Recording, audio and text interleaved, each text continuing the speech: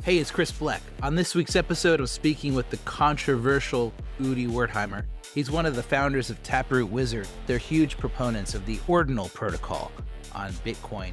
We're going to talk about what his real motivation is with Ordinals and whether he sees this as just like a modest experiment or a protocol that could really fundamentally change Bitcoin. So stay tuned for that.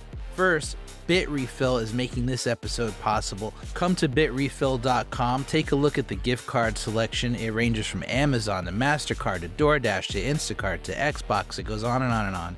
MasterCard is definitely one of my favorites. Come here, add it to the cart after you choose the amount. If it's under 200 or under, you don't even need an account, okay? So you can check out. You can enter an email address. You can put whatever you want there. Continue to payment. Choose how you want to pay. You want to pay with Bitcoin, Ethereum, USDC. Pick from this list, and then you'll get the address. Just send your crypto to the address, and you get that gift card. You can use it anywhere online. You can put it in your phone for Apple Pay or Google Pay and use it in stores. It's a really awesome tool. If you do decide to create an account, use promo code ChrisBleck at checkout, and you're going to get Bitcoin back in rewards after you purchase any gift card on bitrefill.com. That's bitrefill.com, promo code ChrisBleck.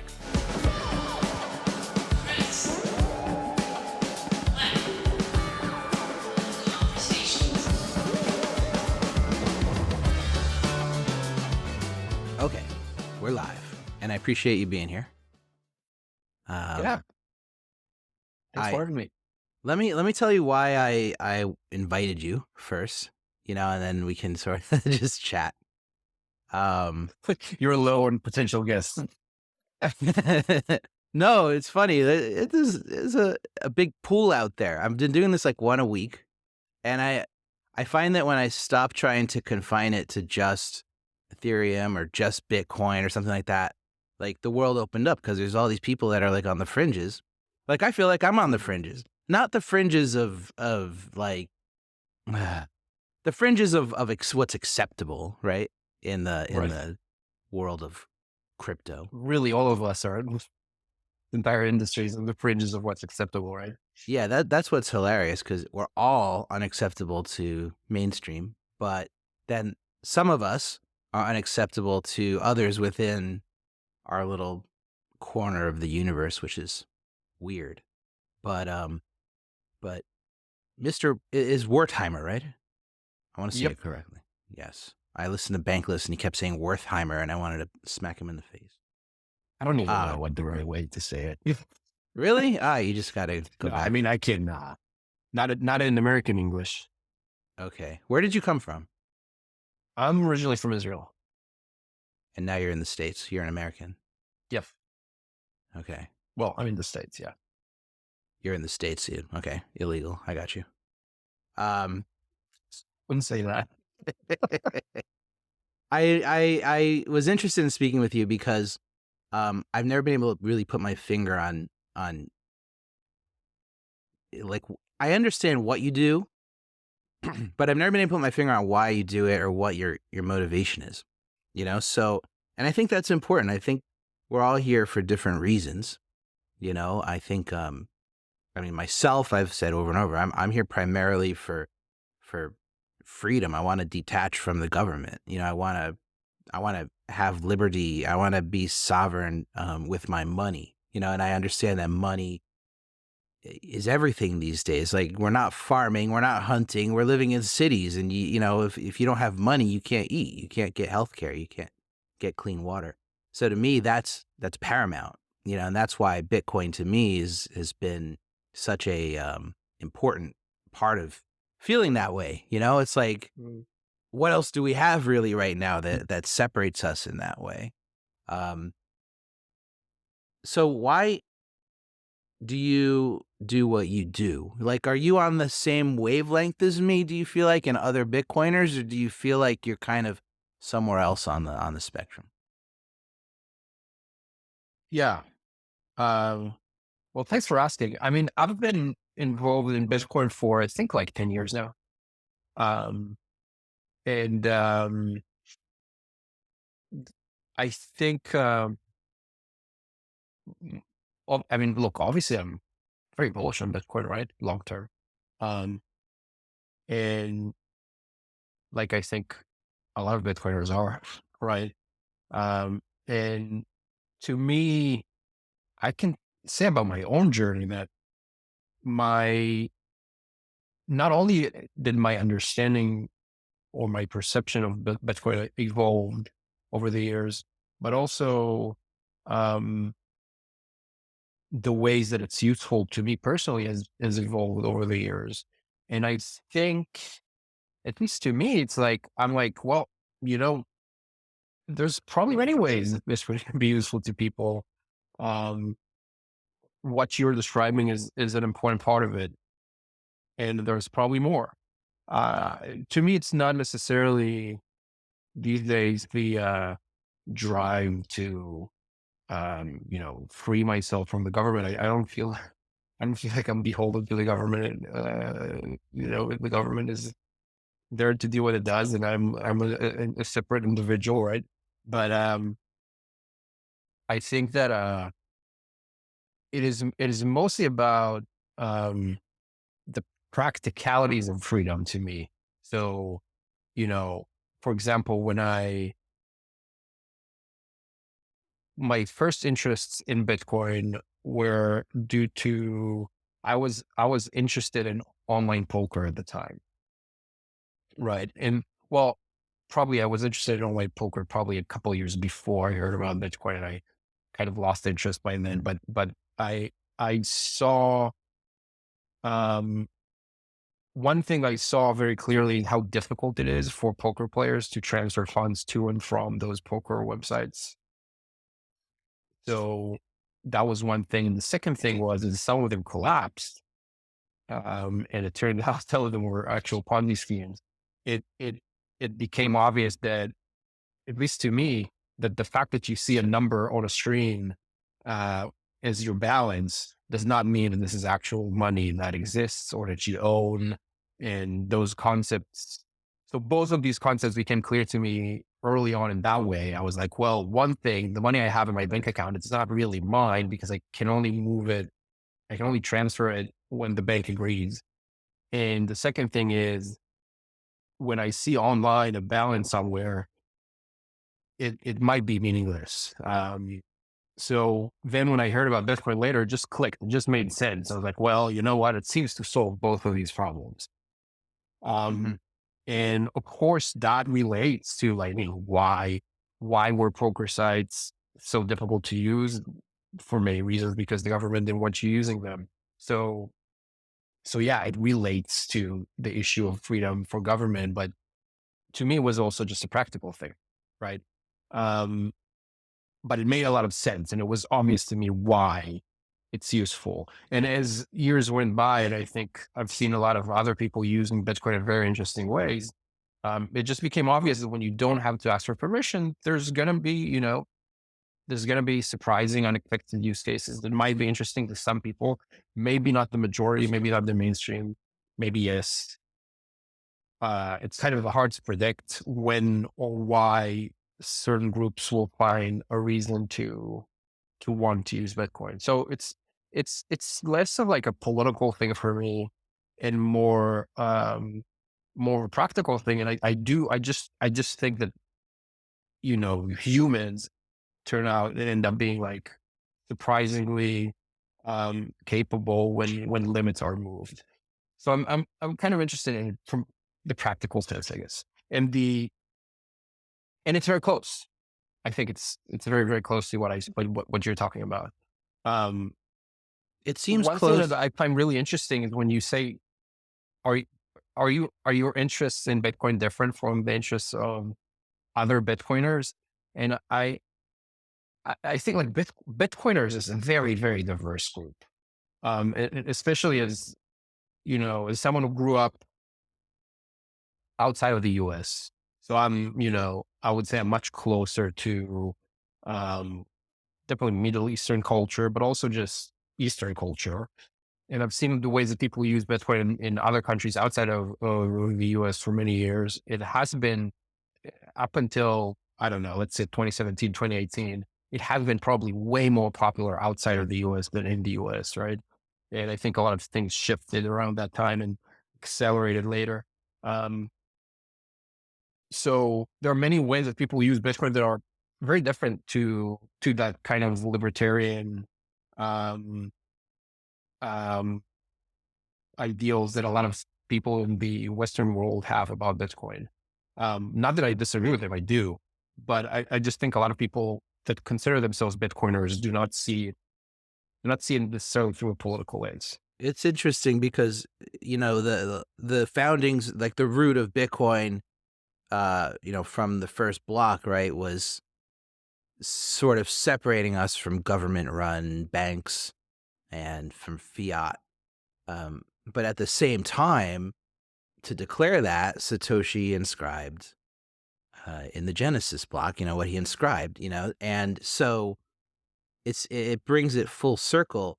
I guess what I was asking before was, it seems like the culture for many years has been, and obviously more so back in like the mid, like 2015, 2016, 2017, like it really was like Bitcoin was sort of synonymous with this libertarian kind of political movement, right? And then things started to change as money started to come in, right? And people started talking about all these different use cases for it.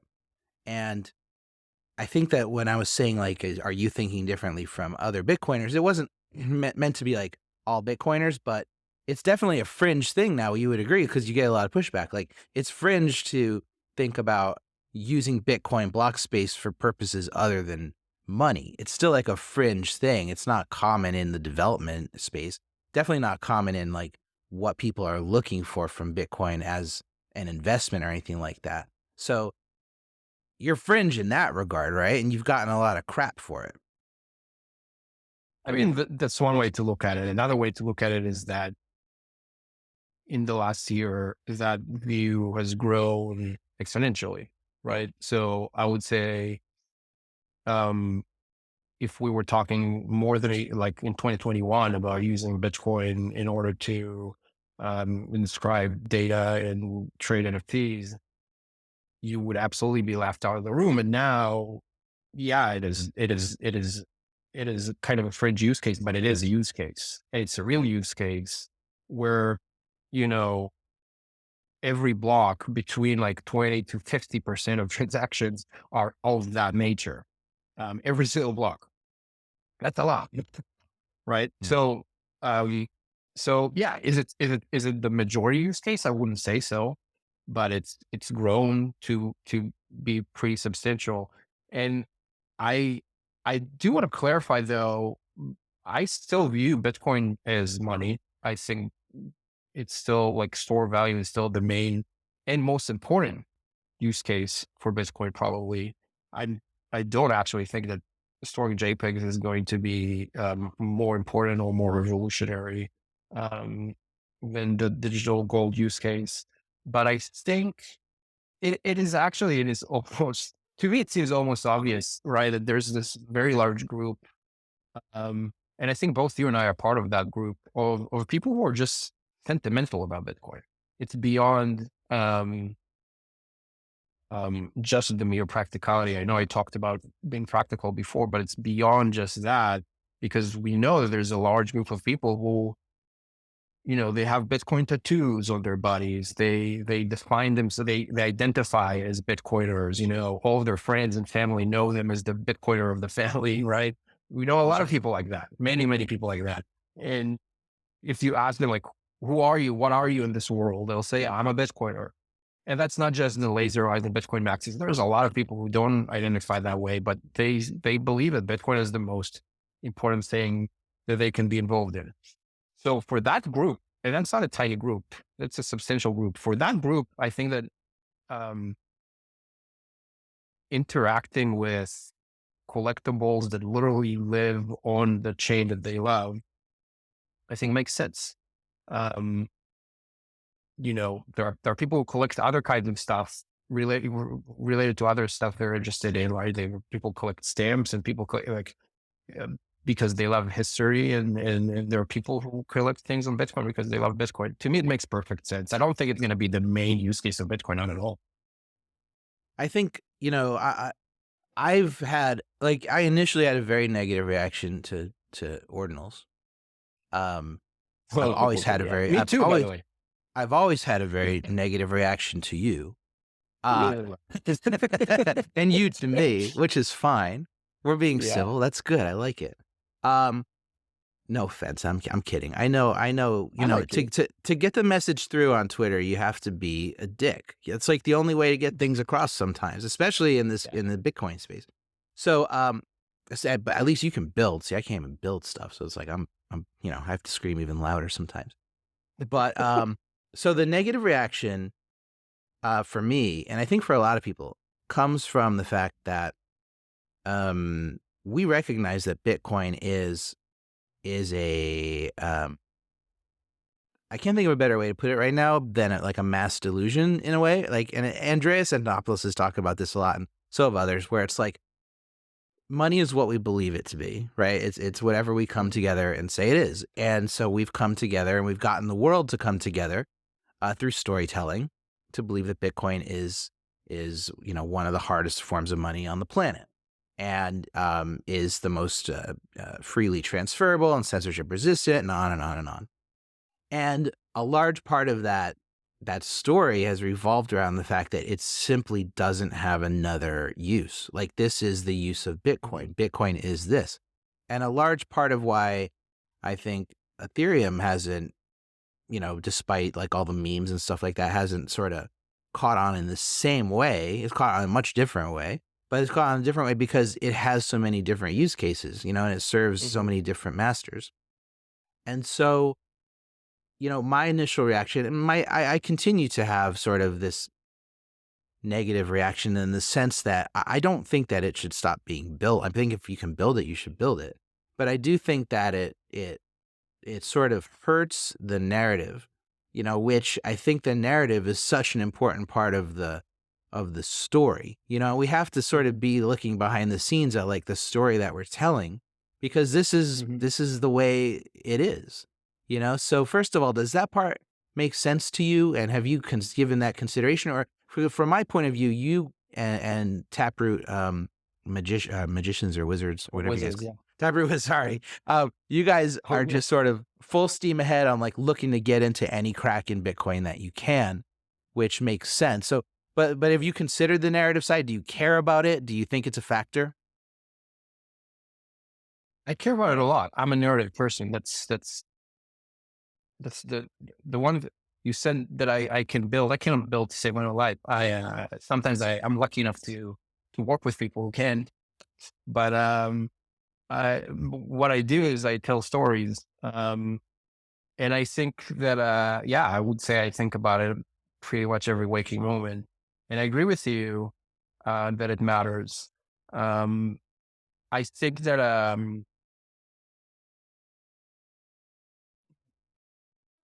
the story or the narrative behind Bitcoin changed a lot over the years, right? Like we're talking today about store value, and I think it's a very good narrative. It is a big part of why I am bullish on Bitcoin myself, but it hasn't really always been the case, and especially in the early days. Well, depends on what you consider early. I said I've been in Bitcoin 10 years, and I consider myself late to Bitcoin, but but back then, most of what I've heard people talk about was mostly payments. Um, and I think it was this period of time when people were discovering kind of what Bitcoin is and what can it work best for. And it was kind of mostly around payments, maybe not necessarily payments for coffee. Although that was something that people were hoping for too. Were like saying, well, one day everyone will use Bitcoin for payments in physical stores. But even before that, there was maybe digital commerce online, um, maybe paying, like contractors with Bitcoin, a lot of stuff like that, that I feel over the years became, it's maybe more popular in absolute numbers, but as far as mind share is concerned, it's kind of not as popular. And there's been a lot, there's been a lot of other stuff. There's been RSK rootstock used to be a very popular narrative when Ethereum started. A lot of people were saying, well, we don't need Ethereum because we're going to have smart contracts on rootstock with Bitcoin. That never fully materialized, but that was something people have been talking about a lot. That was a pretty dominant narrative at the time. And you've seen a lot of this. I think those things change very often. And to arrive at the digital store value narrative, we needed to try a lot of things, a lot of other narratives to arrive at it. And while I think that it is a good narrative, and I think it is a good reflection of reality too. Um, I don't think that every single person is going to find that appealing, right? I think it's a difficult conversation to have with most people. The conversation about um, the role of money, how it works, how to like a lot of people don't want to talk about that at all. They don't want to hear about it. I would say that's probably the majority of people, the vast majority, really. They don't want to. And I think one thing I mean, you've seen my bullshit on Twitter over the years. I've used to be extremely critical of Ethereum, extremely critical of NFTs. Um, and I think something changed specifically with NFTs. I think something changed when I saw how passionate people were about them. And of course, a lot of it was entirely about, you know, just this boom and bust bubble of 2021, 2022, and people saw an opportunity to make quick cash. Of course, that was a very, very big part of that. But I've seen a lot of boom and bust cycles in crypto over the years, and I thought there was something special here. Like people, beyond the fact that, of course, their main motivation was, of course, to make a quick buck, but still, they started identifying with those things very quickly, and that to me was very interesting. And you started seeing communities form around those things. Um, you saw a lot of people who use self custody for the first time in order to use NFTs. So what ended up happening is that NFTs were not really supported by most of the kind of centralized custodial exchanges. The only realistic way you had to really trade them was with self custody tools and wallets. And a lot of people, the first time they got exposed to self custody and learn about seed phrases and so on was through NFTs. Probably, a very large number of people actually, in the millions, I guess. So, and looking back at how difficult it was for me over, a decade to convince people to go to self custody when they were motivated enough to care about Bitcoin, right? They reach out to me and say, hey, you're the Bitcoin guy that I know in my circle. Can you tell me more about Bitcoin? And I tell them, yeah, you should get like a self custody wallet and buy some. And they're like, freaking out and ending up leaving their coins on Coinbase. Best case scenario. Worst case scenario, they're like, well, this seems too complicated. I'm just not going to do it. Then you move to NFTs, and these guys are using the worst tools ever made. But self custody, they jump through all the hoops because they want to be part of that NFT mania. And so I'm like, okay, there's something here. It does something to people. And I think what we've seen. So what I wanted to do is to see if we can kind of take that energy and make it useful for Bitcoin. Can we grow the Bitcoin pie that way? And I didn't know, that was an experiment we wanted to run. Me and Eric Wall and Far, who's the artist who made the Temple Wizards, we've been talking about this for 6+ months before Ordinals started, right? So last summer, we've been like working on how can we make this happen? We've been working on the art, we've been working on the narratives, but we didn't have the very important technical piece of Ordinals itself. And when Ordinals popped off, we were like, well, before they popped up, really, we were like, okay, this is perfect. It's the technical part and it fits the narrative that we wanted to build, and let's give it a shot. And what we found is there's a lot of people in the NFT ecosystem, in the larger crypto ecosystem, who care about Bitcoin in the sense that they They think it's at the very least intriguing. They think it's mysterious. They think a lot of positive things about it actually, but they were kind of pulled away from it because one, they didn't have anything, they felt like they didn't have anything to do with it, right? They felt like they can't really be a part of it. There's nothing appealing for them to do with it. And the second thing, I think the community has been, at least the loud parts of the community has been very, very negative towards them. So they were just not interested in being part of that. And once we kind of flipped the script on both of those things, we said, one, here's something you can do and that can be interesting for you. And two, we're going to be welcoming to you. We're not going to say, hey, you're idiots, you scammers, you're evil, you're whatever. We don't want you to be part of that group. And instead, we're going to be inviting. And what we found is, during the depths of the bear market, we had tons of people from other ecosystems, from Solana ecosystem, from the Ethereum NFT ecosystem, who were like, you know what, this is the first time I'm going to look at Bitcoin ever.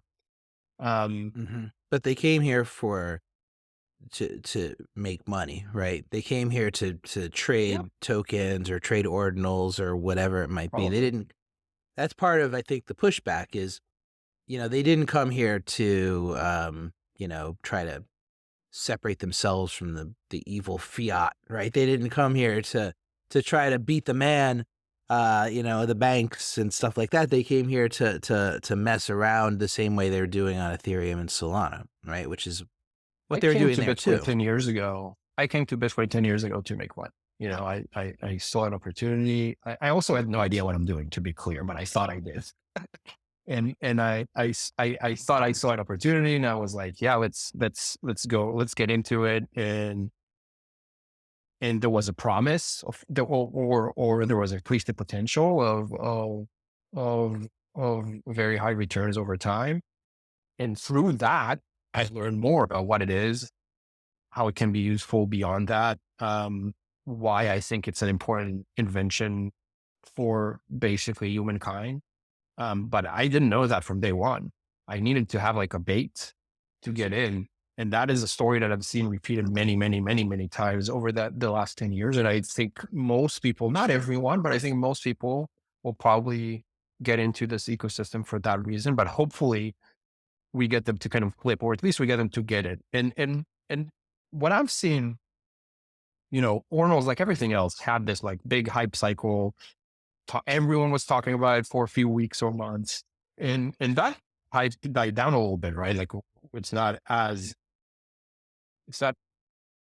on top of people's minds in the same way it was, let's say in May or April, but it's still there, and there is still a significant community. And we talked before about the data. We're talking about seriously 20 to 50% of every block is Ordinals transactions. There is this strong base of people who work and build on Ordinals every day. I would say for bear market, it's way beyond what my expectations were. And those people now care about Bitcoin, and I think they get it. They get it for, it's actually really interesting. Like Ordinals are not NFTs, right? They're different from NFTs. Inscriptions are different from NFTs in material ways that I think really align with the story of why Bitcoin itself is special. So one thing is, right, like you inscribe on Bitcoin, it's there forever. It's not IPFS or some web server that has images on it that can be changed or removed. The properties of those ordinals are set in stone too. So you can't have an issuer show up later and say, well, actually, I don't want you guys to trade on Magic Eden because they're not paying me my royalties or something. So I'm going to remove Magic Eden or Blur. I'm going to remove Blur.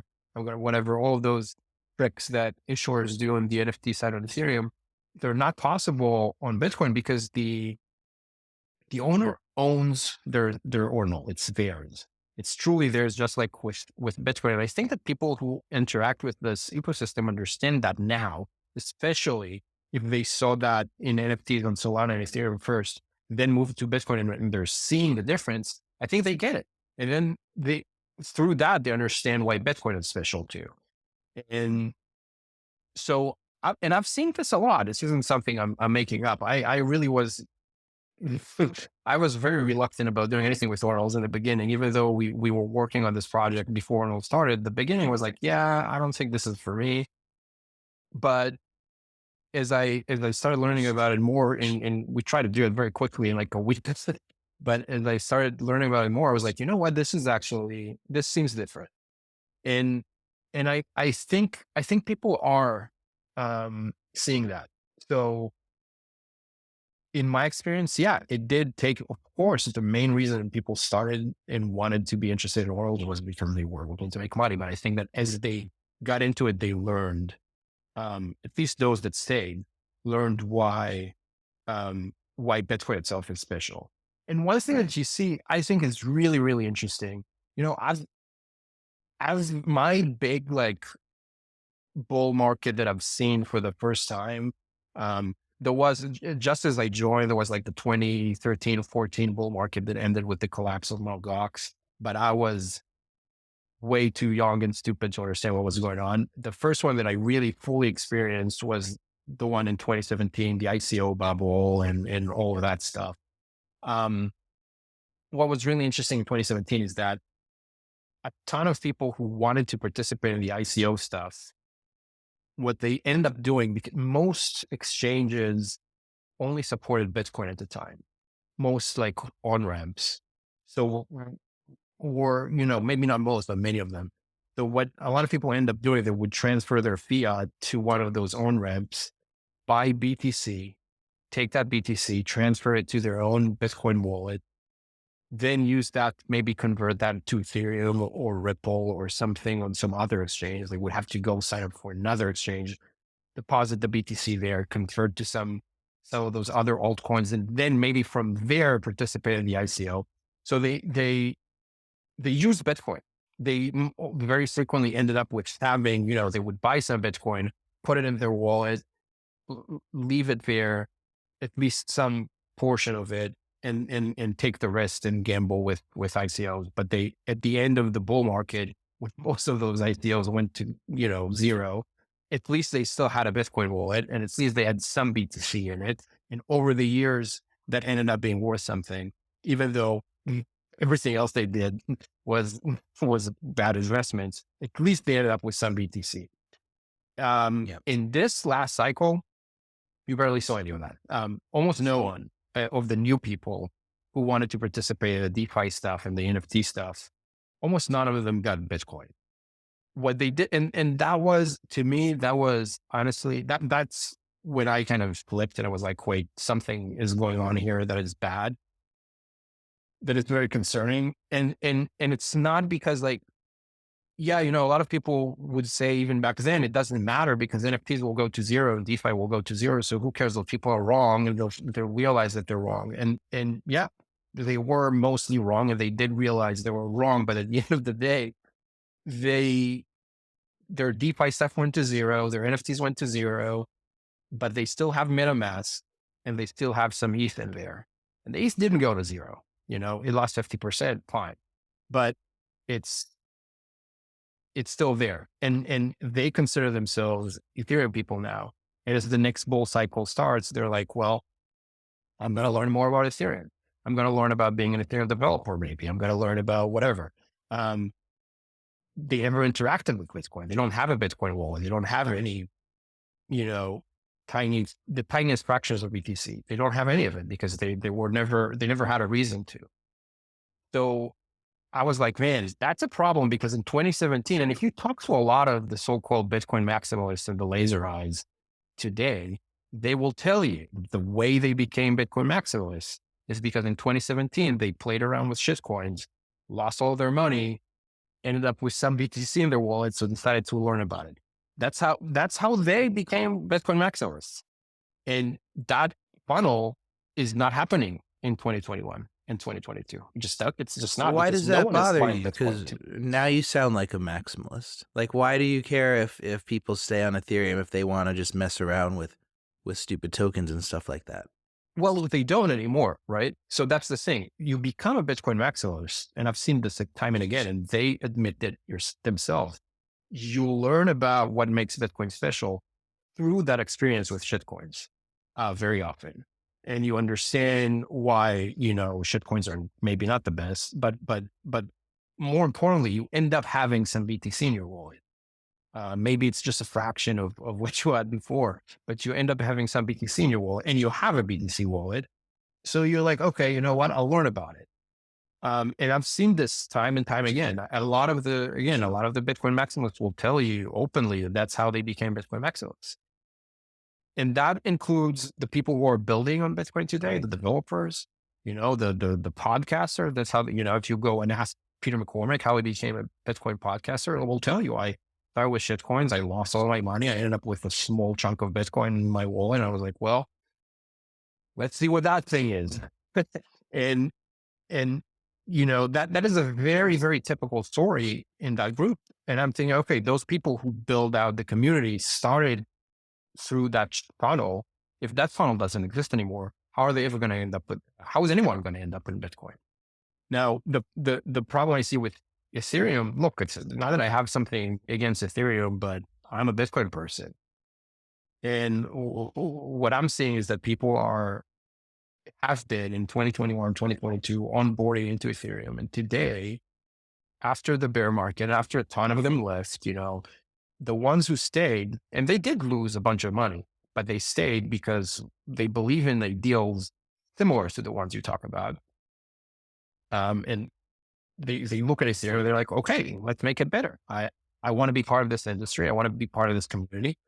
Ethereum is the thing that I understand. I'm going to work on making it better.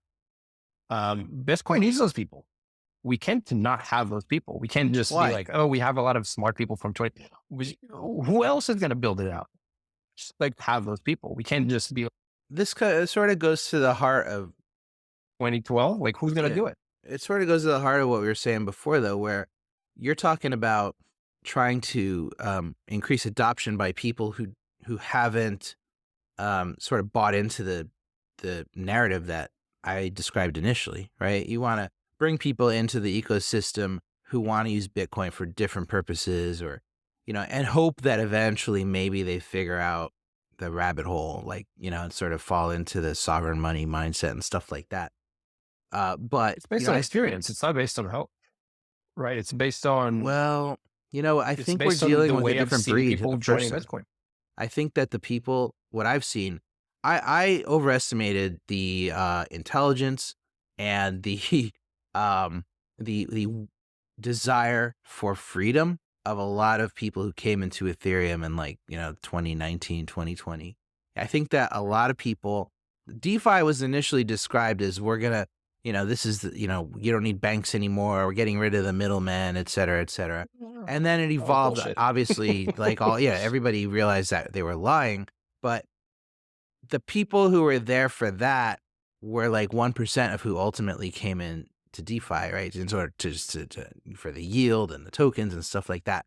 And these are people who don't care about hard money. They don't care about any of that. They just want the gains, especially when we're talking about the big money, like the VCs and stuff like that, who are just here to make money. But also there's a lot of little players who came in just, we all have family members who were trading Doge and who trade garbage coins on Ethereum and stuff like that. Yeah. I'm not convinced that these are the people who, I think maybe a very small percentage of these people would ever see what Bitcoin really is capable of doing. It's a small percentage. Let's say it's 10%. I think it's even less, but I mean, I think it's but I think that what people see with Ordinals and with what the messaging you guys use is that you're trying to bring in the people, the other 90%, and you're trying to bring them here to hang here and stay here for this sort of alternate purpose, hoping that they fall down the rabbit hole. But what if they don't? What if this becomes a much bigger thing that changes the narrative of Bitcoin in a way that sort of hurts what the rest of us want it to be, which is this hard money, and by the way, the reason I get concerned about that, and I want to get into this with you. Well, that's what I want to talk about too.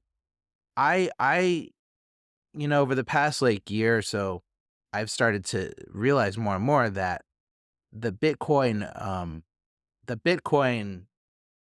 blockchain, is whatever we think it is as well, right? So, we've seen forks, we've seen narratives shift. Now we're seeing all of these different forces come into Bitcoin, ranging from what you're working on to what like BlackRock is working on to what all these different things that are looking at Bitcoin and sort of salivating and seeing ways to profit or achieve other objectives. And it's becoming clearer and clearer, especially when we see mining turning into this sort of like two giant mining pools control over 50% of the hash power, and both of them are now requiring KYC on miners to receive payouts. And we're seeing this sort of shift towards um, compliance, right? We're seeing a shift towards compliance. So how long is it from like one thing that I tweeted a while ago that got traction was about BlackRock in their terms of service. They say, if there's a Bitcoin fork, we decide which one is real and which one's not, right? We decide which one you're going to get in the ETF, and then the other we're just going to dump. They decide for the ETF users. Right, exactly. Of course. But what happens when the ETF becomes like the biggest single holder of Bitcoin? Like what happens when the ETF users aren't going to care about decentralization? They're not going to care about the stuff that we care about. They're going to care about, getting a return on their retirement savings and stuff like that. So, if they become the largest holder, they decide, okay, guess what? This proof of stake fork is now the Bitcoin fork. They turn the media against us and the stuff we're working on. And so it's these kind of narrative shifts that I see as really dangerous if we can't all stay on track with the right narrative, And I think because at that point, it's us against the world. Like we're like 2%, and all of a sudden BlackRock is like turning the media. They have backing on governments and stuff like that, to sort of hijack the whole thing. So we need to start thinking about Bitcoin more as this narrative that's like needs to be bulletproof rather than just this blockchain, that's sort of, mined and just, it's a bigger thing. And I think that's what maximalism tries to do, but in a toxic, weird religion kind of way. And I want to try to find new ways for us to think about this. And I just see ordinals as sort of distracting from it, so I want to hear what you have to say on that, but something else I want you to think about or address is... So wait, the concern that you have about ordinals is just that it's distracting, or is it something else? Well, the other thing I wanted to ask you, and maybe you can just address all of it. You've talked about Bitcoin, about ordinals as like a tool for adoption, right? Like to increase adoption, to get more people to try Bitcoin. But you've also, like I heard you guys talk about it as, a tool for identity and a tool for, tracking important records. And Sailor's been out there saying, it's interesting because, I can own my identity and stuff like that. Yeah. So like, where do you stand on that? Because that's the kind of stuff where when we're not even sure who's going to control the Bitcoin narrative in 10 years, like I get nervous about anything other than money being on this chain. But where do you stand on like the future of it? I don't know the future. I think that Bitcoin, has a complacency problem, and that's not Bitcoin itself. That's the Bitcoin community, right? Bitcoin itself is just the numbers on the computer. But I think that the community around it, at least the loud community, has a complacency problem. I think that people think that um, the prophecy will just come true. They don't need to do anything about it. They just need to sit around on their coins and wait. And I think that there's still a lot of things to do.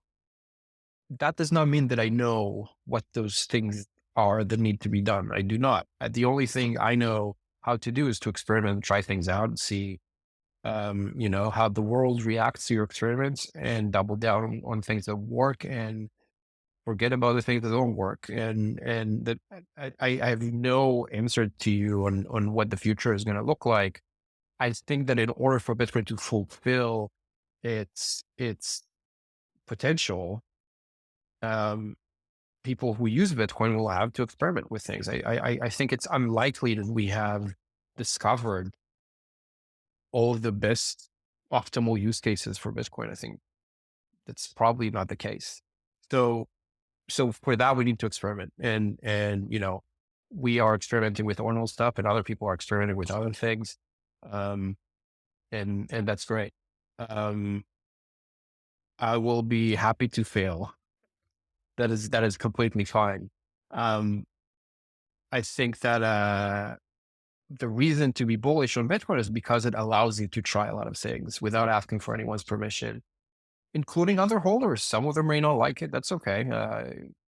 You know, I didn't ask for their help. You know, they can just sit idly by and watch. And if they think that what we're doing is stupid, then and they know it's destined to fail, then they're nothing to worry about, right? Um, that's it. I think that with the ETF stuff and the mining centralization stuff, those are concerns that people have been talking about for many years, many literally since the day I bought my first Bitcoin. I've seen people talking specifically about mining centralization and about an ETF. Believe it or not, people have been talking about ETF at least since I joined in 2013, probably before that too. Um, and they thought it was imminent back then too. Uh, Hmm. um, But but we are closer now, obviously. it is definitely closer now. Yeah. I think that it's imminent now, but it's funny because yeah, Bitcoiners always thought it was imminent. So that's kind of a funny thing to remember, but it seems like this time it really is. Um, so, so those are concerns that people always had. And I think they're very serious concerns. Um,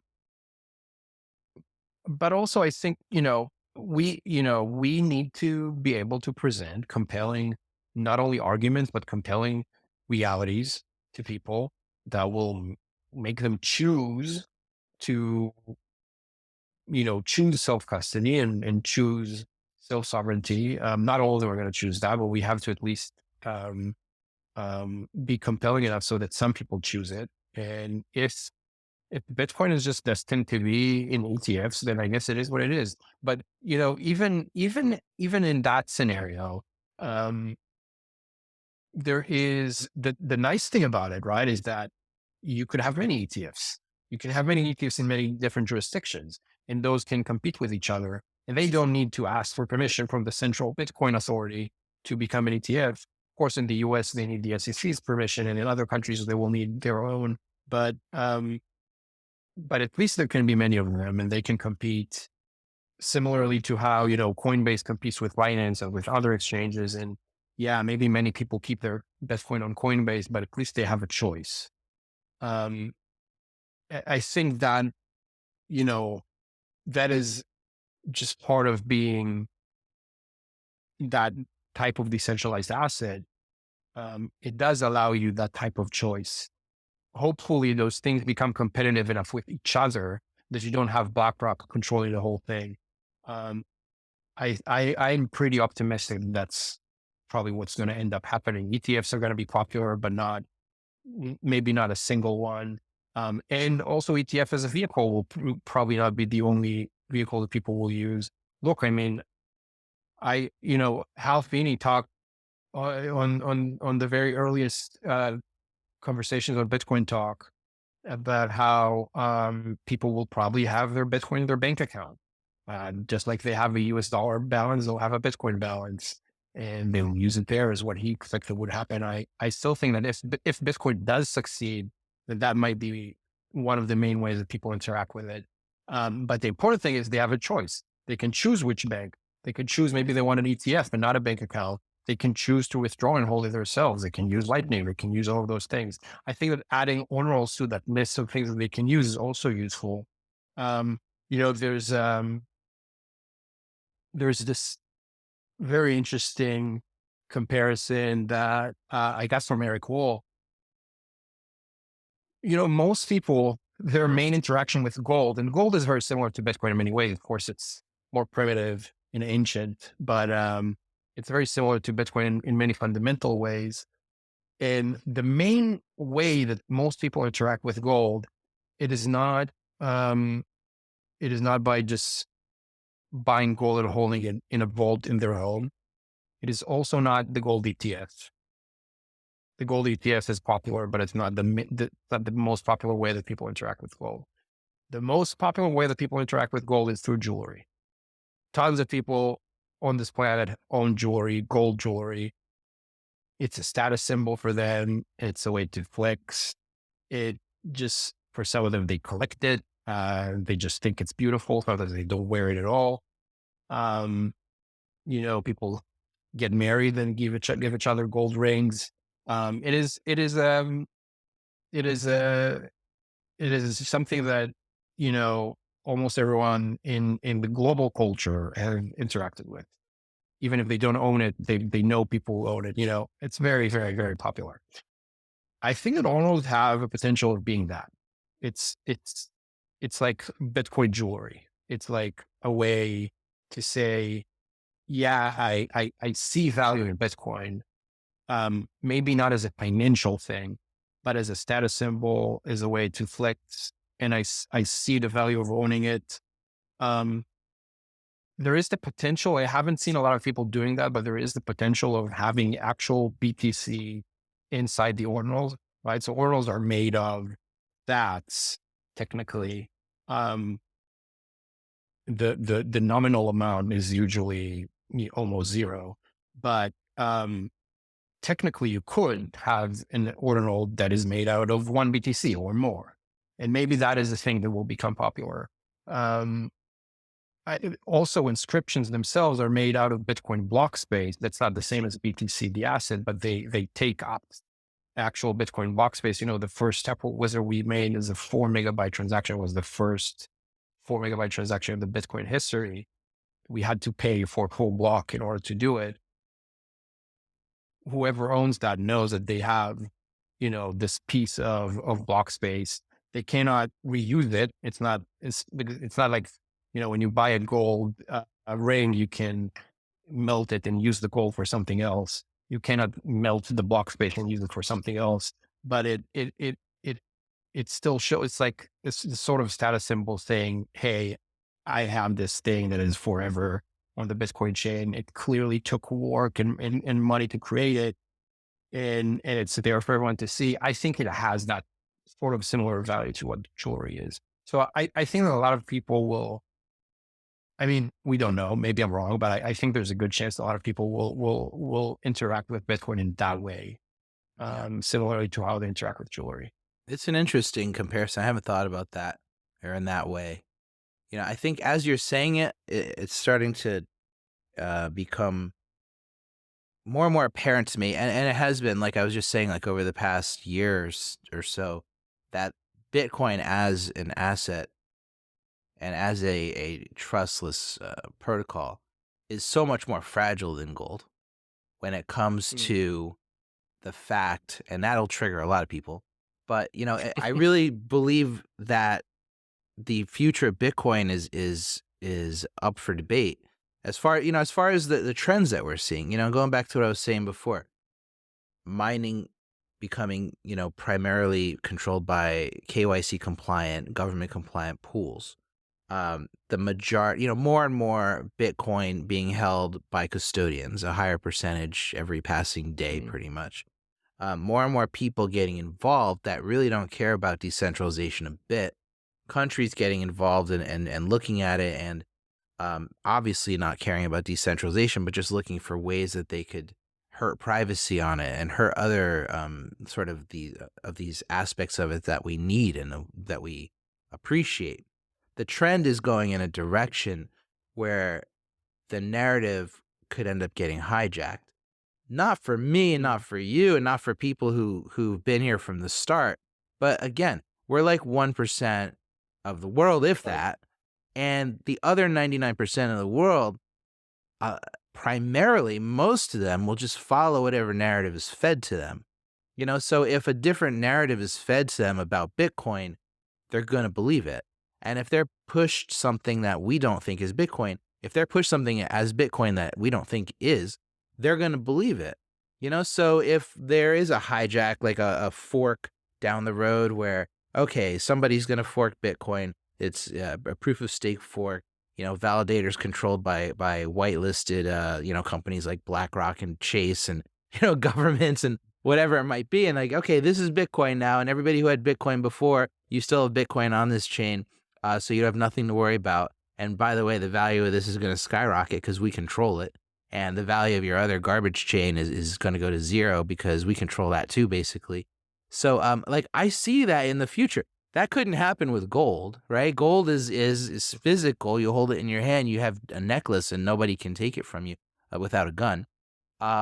With Bitcoin, it's different. There's different ways that they can take I it mean, you from could us. have, you could have, if you BlackRock could come and say, "Hey, all you guys were owning the gold ETFs. Just so you know, we did some research. It turns out that, what we thought is gold is actually not gold. And actually Play-Doh is gold.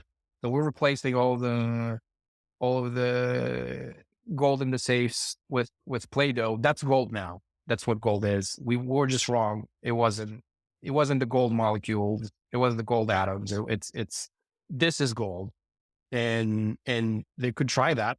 I think they will fail spectacularly and be left out of the room because, in fact, they do not control the gold supply. For different Even though reasons, though, because people know what I think gold it's similar is. reasons. Well, Yeah, people they know know what what gold gold is is. because they can hold it in Yeah, their hand. They have it around their neck. They have it, they have gold coins. People yeah, know what gold is. People don't know what Bitcoin is. Like, most people holding Bitcoin don't know what it is. That's the big difference. And they can never hold it, and yeah, they can never wear it, and they can never touch it. yeah. I think I don't want to I don't want to try to sound too self-important because I don't think I'm going to say that Ordinals fix this, but I what I don't it's a joke. I don't actually think that Ordinals are going to fix this, but I think the Ordinals help, um, because I think that people who interact with Ordinals interact directly with Bitcoin and learn and understand what it is, as opposed to people who buy Bitcoin on Coinbase or in the future buy the Bitcoin ETFs. I agree with you, will probably not know anything about what it is. Um, they don't know much about what it is today when they buy on Coinbase, and they will probably know less when they buy an ETF. Um, but when they interact with Ordinals, they do know. Um, and again, they interact with it daily. They show it to their friends. They say, "Hey, this is my ordinal." Um, I think that kind of interaction is what gets people to understand what a thing is. I don't know that we can get it to become as mainstream as an ETF. Maybe not, but Right. but um, but I do see potential. I think it's possible, and I think if we can, I think it would help. Is it going to solve the problem on its own? Probably not. I think a lot of other people need to do a lot of other things. Um, I think there's going to need to be a lot of experimentation. Um, we, but having reasons for people to interact with Bitcoin, I think is going to be useful. You need it to be understood not just by the core community that cares about privacy and understands privacy and all that stuff.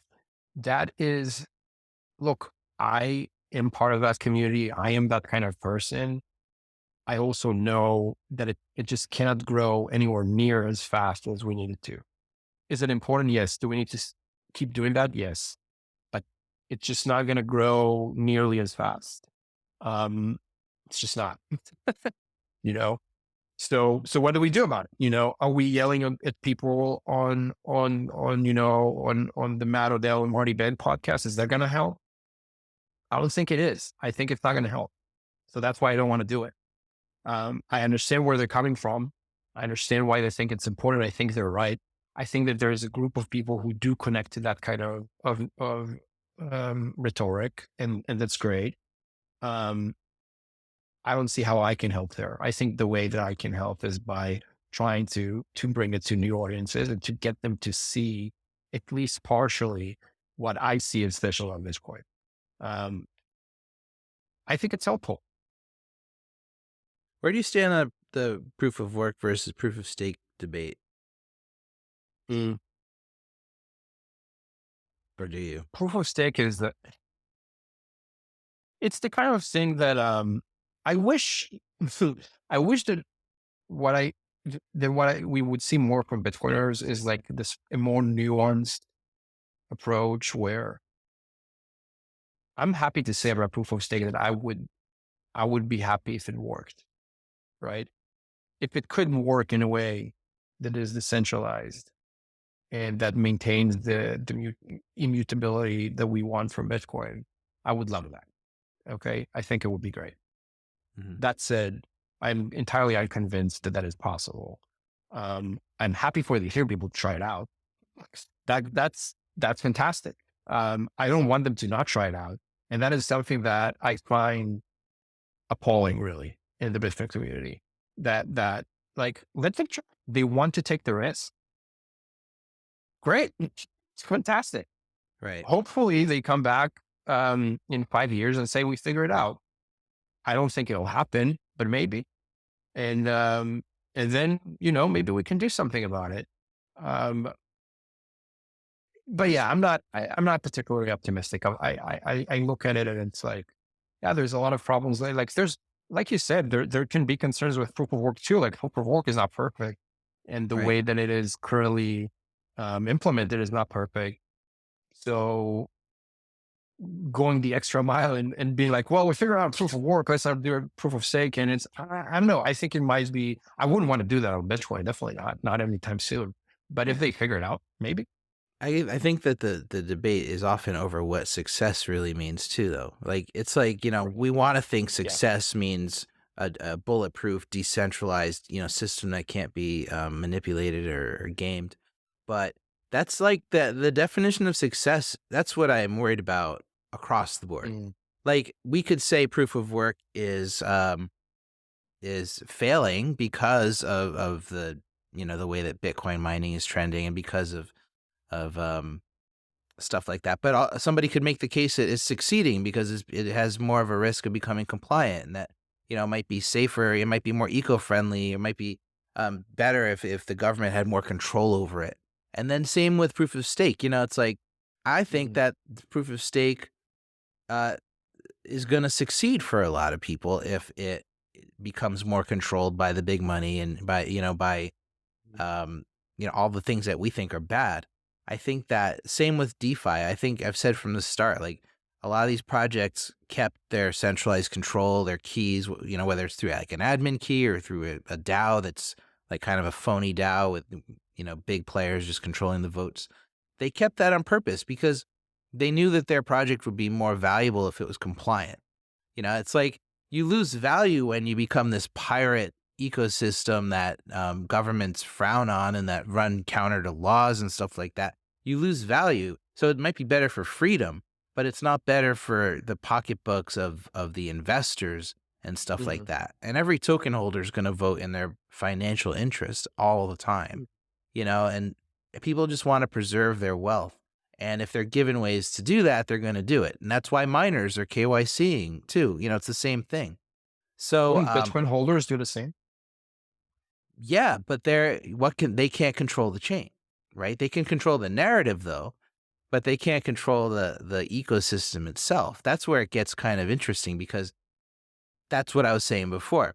If most Bitcoin holders are holding through an ETF and don't give a crap about decentralization, then they can take Mm, that narrative wherever they want to take it. So that's where I get concerned.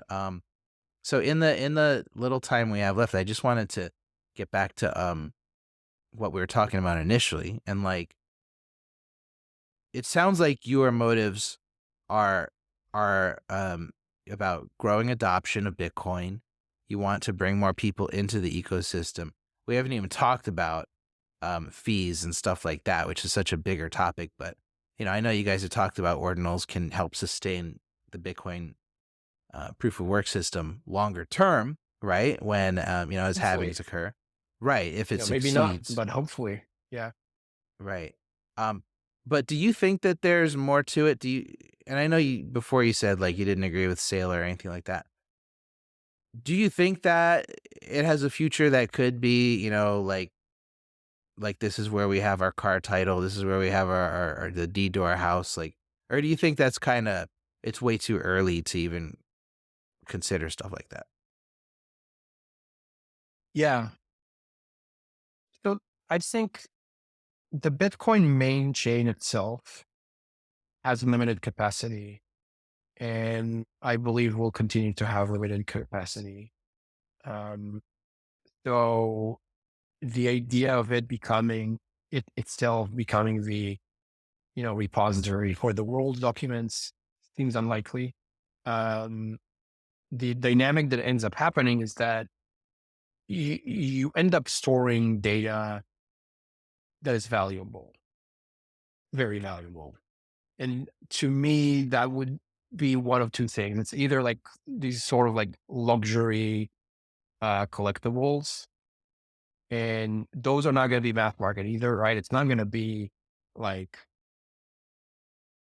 there was a time when people were talking about Instagram adopting NFTs, right? They had this small test pilot thing that they tried and they actually shut it down. But there was a time where it looked like Instagram was going to adopt NFTs. And in a world where potentially every single Instagram creator has an NFT collection with, hundreds of thousands or millions of units each, and they each cost like, whatever, 50 cents or something. This kind of mass market NFT vision, I do not think can happen on Bitcoin, on the main chain, uh, just because of capacity constraints. So like if people are going to use it for that kind of stuff, it's going to be only for things that they consider fairly valuable. Unless we have So another that big could block be, debate.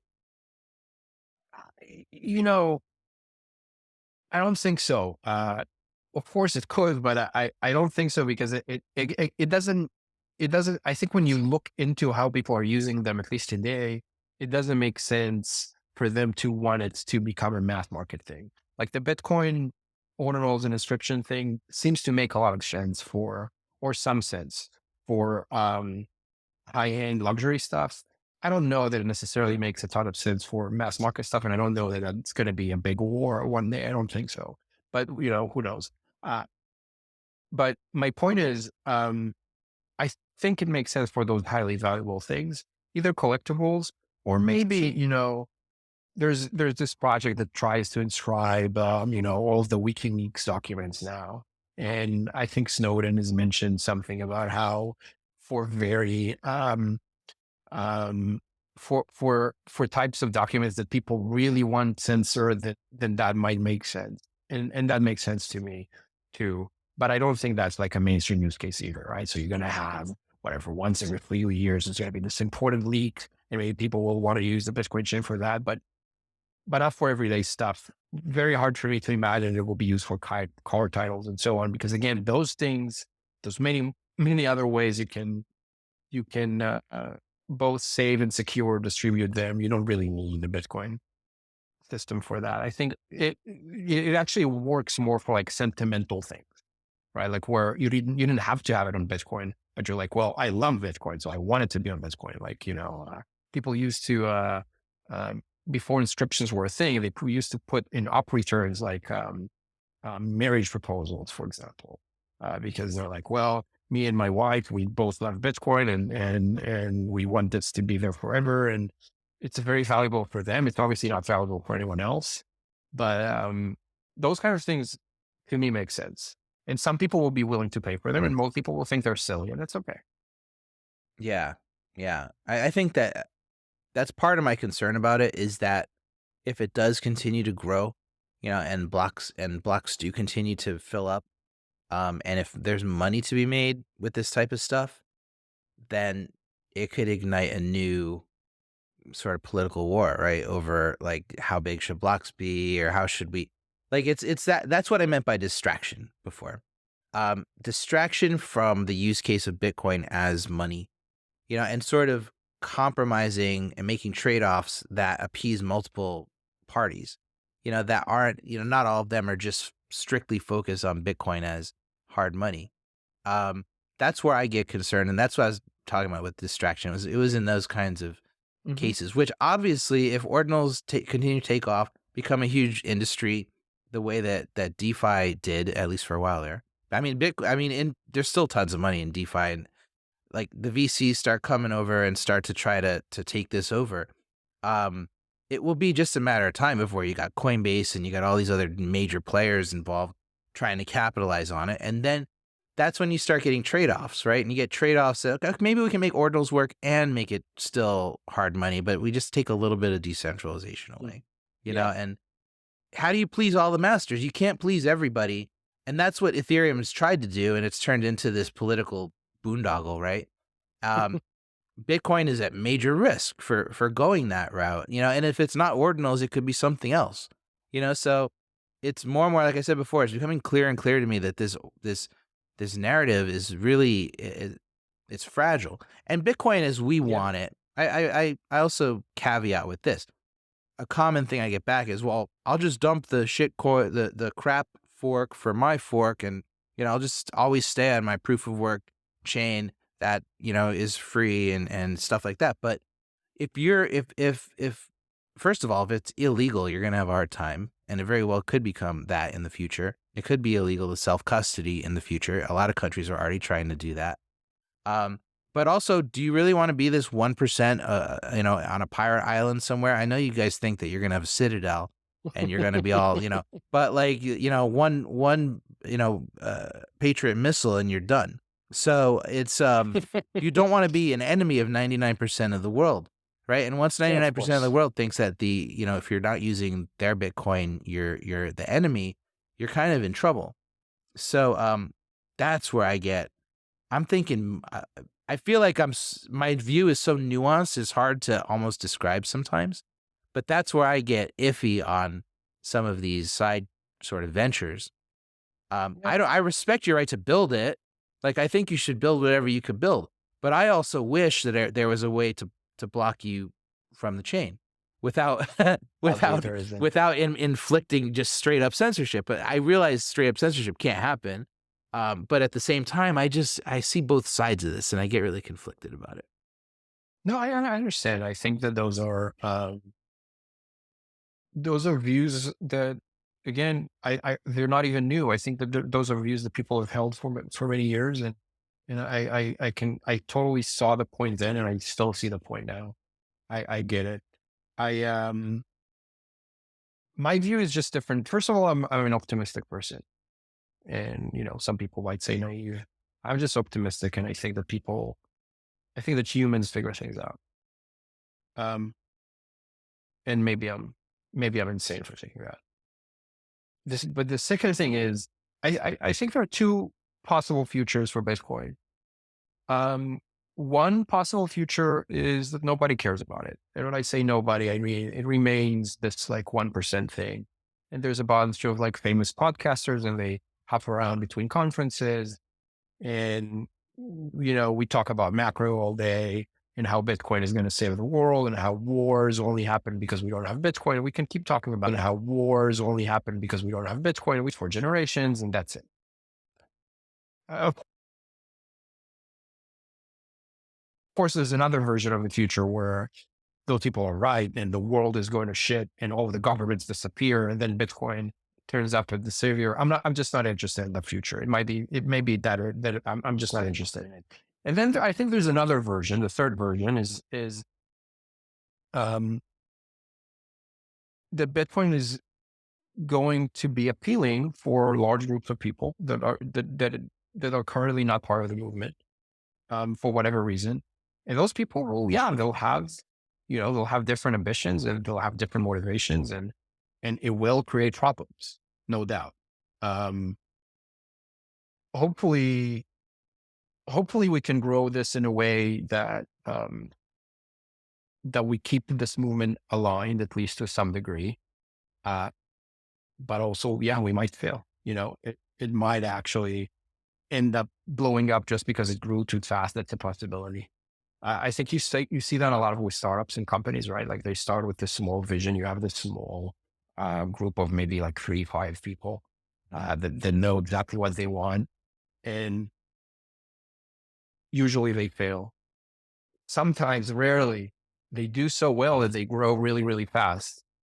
And then that ends up becoming a problem for some of them, right? Like they end up blowing up because either they grew too fast, or they grew the way they wanted to grow, but they were not able to manage it. And they were not able to align all of the new people that, joined the team, turn it from a 5-person group to a 5,000 person group, and they were not able to kind of tie everything together. And it's especially a concern with something like Bitcoin, where there is by design no leadership, right? Um, yeah, I can see why that would be concerning. Uh, but I'm optimistic. I think that Bitcoin can grow, and I think that it's worth trying. If it ends up failing because we were not able to pull everything together as it's grow, that's a shame. But what are the other options to not grow? That to me does not seem like a reasonable option. So yeah, we'll find out. Can Bitcoin grow while maintaining its kind of legacy and heritage? It will obviously change a lot, right? But hopefully it can still maintain those things that we care about. But can it? I don't know. All I'm saying is let's find out, you know? Yeah. It's interesting, as you say, we have to grow it. We have to grow it. And from the point of view, like from my point of view, Bitcoin does what I needed to do already. So Yeah. it's why do we have to grow it? Like I get it. I understand what you're saying, but I think that's a perspective a lot of people have is that if we're gonna change Bitcoin, we should make it harder to to use or harder to change, and try to figure out the mining problem and try to should we make it ASIC resistant? Should we shrink that I'm in opportunity? favor of all of that. Um, I'm in favor of all of that. If people want, I'm in favor of discussions about banning ordinals. I'm in favor of like all of those. Of course, I'm in favor of improvements to privacy. Of course, I'm in favor of improvements to mining decentralization. My concern is that none of this is happening either. Like, bring it on, please. I want to hear about how people want to fix those issues, please. I'm very happy to talk about the issues that I that's see, and I why I think have it's this great that you talk podcast, about but the ones nobody you. listens Yeah. to it, so I don't know what to do. Yeah, that's one of the things, right? And I think that, and we talked about this before, and I think you do it quite well yourself too. Like we can't always just say what we think and what we worry about. There's a lot of um, impact that comes from just the way we package things. Um, and I mentioned before, like, is the strategy of like, kind of multi-band model of yelling at people on podcasts, is that going to be effective? Like, I understand where they're coming from. I think they're coming from a very good place. And I agree with most of the things they say. I just don't think that form of packaging is going to make the most impact. Um, and of course, that's why we're doing Type of Wizards. We think that packaging messages in that way is going to be more effective, at least in this point in time. Um, and maybe we're wrong. We'll see. Final question: how do you make a living? Are you guys funded? Are you guys getting paid? I, Taproot Wizards, I'm talking about. it's interesting, I have not, I have not gotten paid in like a year since I started this. I think that, we'll probably talk about this in another opportunity. I think that there will be, um, a lot of, um, a lot of monetary financial opportunity in the Ordinals ecosystem too. But for me personally, since we started working on this, I've actually not taken a cent in salary. So there you go. Have you guys raised capital for this? Look, I think we'll definitely consider it. I mean, what we are right now is where we want to see if we can use this concept of ordinals to to build a community that supports the ideals of experimenting with Bitcoin. That is really like the goal. Um, if venture capital will help doing that, we'll do that. If other ways will help doing that, we'll do that. The point is, can we take this like enthusiasm and the fact that people are this group of people are actually using Bitcoin today, using like daily, doing transactions. Can we take that and turn that into a momentum of building on Bitcoin? I think you understand already. I mean, that I'm sure a lot of people people will not like. But yeah, and we'll, if we'll need funding, we'll get funding. I have nothing against that. Okay. Yeah. It's different coming from like coming afterward. It's different from coming from before, where I feel like, for instance, like BIP 300 seems like it's very backed by a company that really wants it to happen, and is Yeah. investing and is paying core developers to develop. But you guys aren't in that kind of position where you guys are just messing around, literally. The thing with BIP 300 though, and I think I'm not personally a big supporter of BIP 300. But I can appreciate the attempt to experiment. I love that. And I sure. don't know if it's good or bad.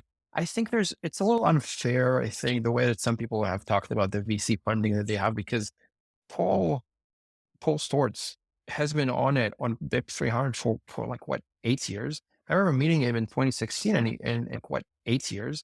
I remember meeting him in 2016, right? And long aside, really, like, I cannot think of any other project in crypto that held back on VC funding for that long. And eventually it did, sure. But like the idea of like saying, oh, they're just pushing it because of the VC, whatever, like, man, if anyone in the world can argue against that, it's Paul. Paul really has been doing this for so long. And eventually I think he was like, that's just what it seems from my perspective. Eventually he probably was like, well, you know what? We need more resources to try to push this. I can't just do it on my own. And I guess that's why he did it. I don't know. Right. And no, but it's still fair to help it. I mean, it's still fair, I think, to always look at, where's this coming from, right? It's Definitely. like, it wouldn't, Definitely. maybe the market tried to tell him this is not a thing, and then it only can happen now with this kind of backing. It's context. I think it's important. Like if you came and said, yeah, I mean, we launched backed by A16Z, I'd be like, okay, that's interesting. I think that it's with this kind of messaging and stuff like that. So but but you answered that, and I get it. But listen, I've taken enough of your time, man. It's been a good chat. I think some people will I think that it's a small subset of people who would find this kind of thing interesting. But I think those are the people that that's the crowd I want to grow. I want to grow the people who are not afraid and to look at Bitcoin from the outside, look at it as what it is. It's a planet sort of hurtling through the universe, and there's comets coming at it all the time that could fracture it, blow it up, or, and it's like, how can we protect it? I wish we could just put up a shield around it, but that's not a possibility. But all right, man. Well, thanks again. I appreciate the chat. I like you more than I did when we started. And I did notice your FTX classes. Didn't get a chance to comment. I wasn't sure if you'd notice. Yeah. I noticed them like halfway through. I always do a little Easter eggs when I go on the video. It's beautiful. For the fans and for the haters. Right on. Thanks again. Yeah, thank you, man.